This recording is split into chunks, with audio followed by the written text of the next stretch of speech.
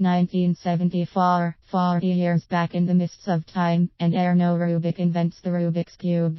That's one hell of a coincidence on the name front, and apart from the name he had a bigger problem on his hands. Well, the problem was asterisk in asterisk his hands. He hadn't created it as a toy or a puzzle, just something that could demonstrate a structure with parts moving separately without the whole thing falling apart, as part of his job at the Academy of Applied Arts and Crafts in Budapest.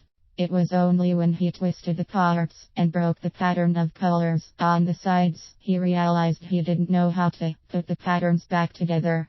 That's hilarious that the first problem to suffer from failing at the Rubik's Cube was Rubik himself. He then realized that he had indeed created a puzzle and sold the license to the Ideal Toy Corp. Patent law for things like this can be a nightmare, and there is still argument as to whether the idea originally came from others.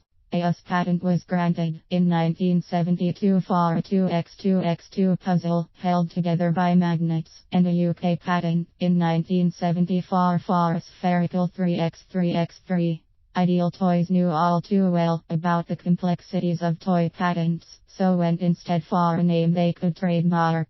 Rubik had originally called his invention Magic Cube, but that was never going to fly as a trademark, so the name eventually settled on was, of course, the Rubik's Cube. It went viral as a fad, and I was in my teens at the time, so was slap bang in the middle of it. There were little keyring versions, round versions, versions with 5 squares along each side, and so on, but all those versions did was cement the basic 3x3x3 cube as a asterisk classic asterisk. Hundreds of millions of sales later, you can't really argue.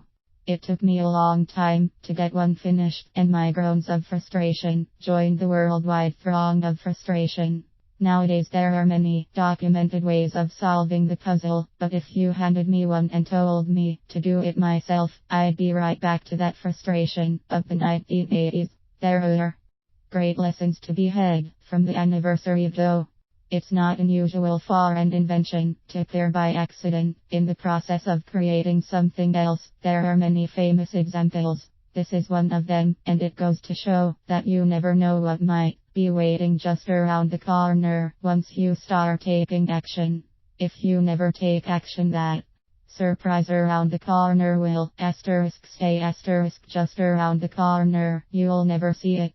As for the cube itself, well, it's a perfect way of illustrating that in order to get to a solution, you may have to go through lots of trial and error, lots of failure, lots of cutting, lining up the pieces in the wrong order before bang, you have suddenly got to the solution. I can think of many times in my life when this has applied. I bet you can too. In fact, stop for a second right now and think of an example from your life which relates to the Rubik's Cube. Maybe you are working on just such a life puzzle right now. Got one? Good. Now get in touch and let me know what it is. I'd love to hear. The Rubik's Cube certainly does take me back. I'm not sure I ever did actually throw one out of a window, but I know I certainly felt like it.